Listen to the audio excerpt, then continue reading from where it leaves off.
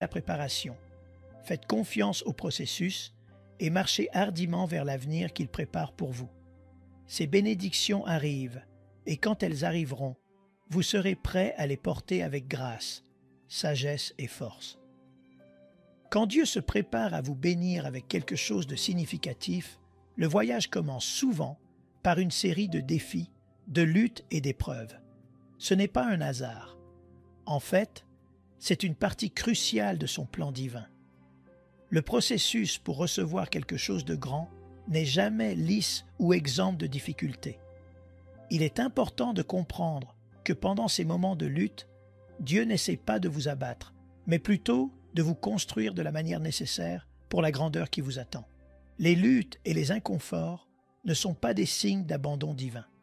Au contraire, ce sont des signes de préparation divine.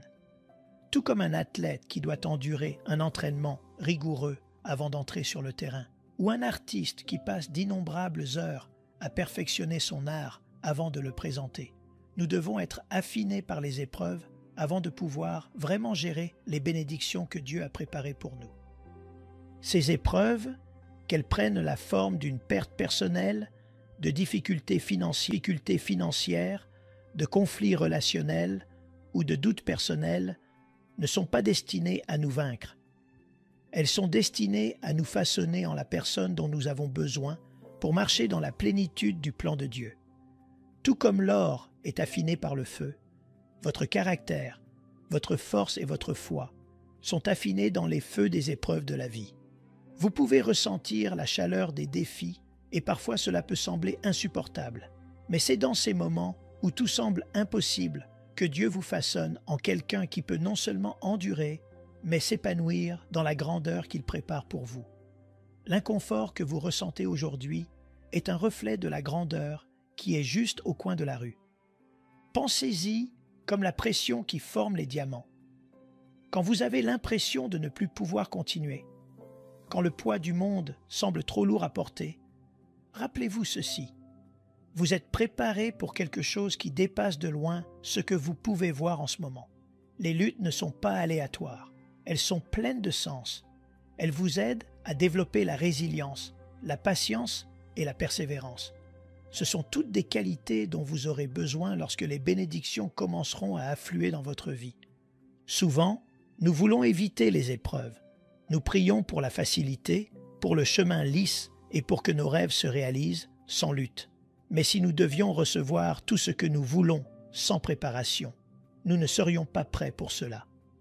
Les bénédictions que Dieu a pour vous nécessitent une personne qui peut les gérer, et cette personne est forgée par les défis.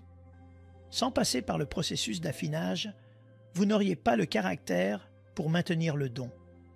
Nous regardons souvent le résultat final, le succès, les bénédictions, mais oublions que ces choses ont un prix, et ce prix ne se mesure pas en argent, mais en foi, en caractère et en volonté d'endurer quand les choses deviennent difficiles.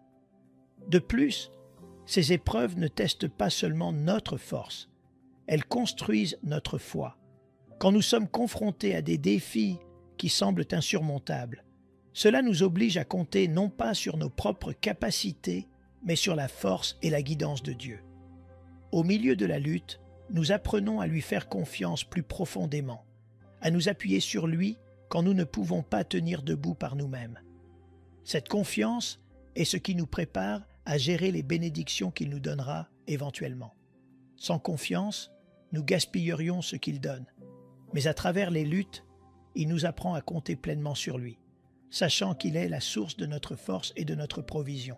Dans chaque défi, Dieu vous affine pour quelque chose de plus grand. Le moment dans lequel vous êtes maintenant, aussi dur soit-il, est un tremplin vers quelque chose de grand. L'inconfort n'est pas un signe que vous échouez.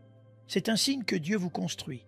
Quand la bénédiction viendra enfin, quand les portes s'ouvriront, quand la promesse sera remplie, vous serez équipé pour la porter, la gérer et en honorer Dieu d'une manière que vous n'auriez jamais pu le faire auparavant.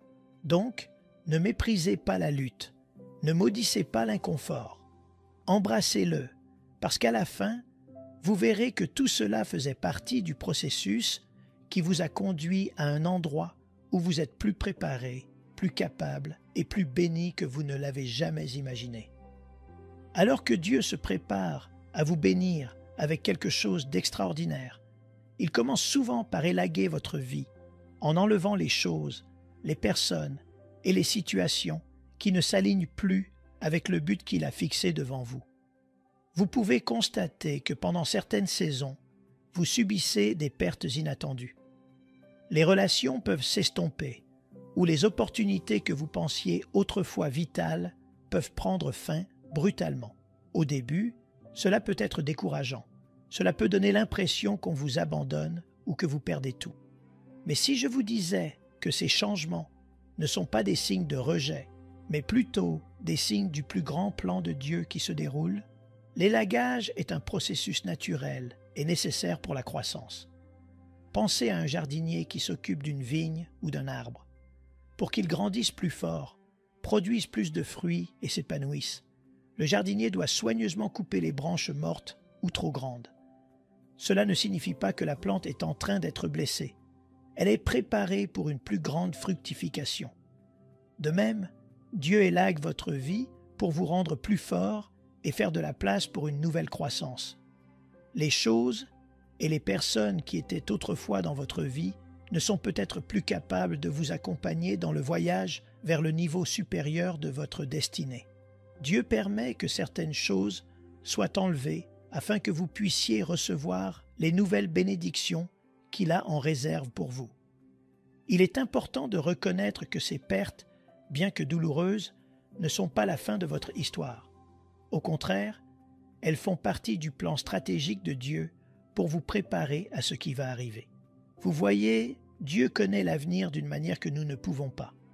Il voit les opportunités, les défis et les personnes qui sont destinées à faire partie de votre voyage dans la prochaine saison de votre vie.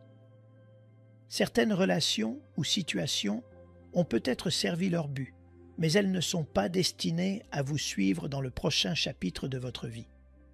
Aussi douloureux que cela puisse être, parfois Dieu doit couper les choses qui vous retiennent de pleinement entrer dans votre but divin. Ce processus n'est pas une question de rejet, c'est une question d'élévation.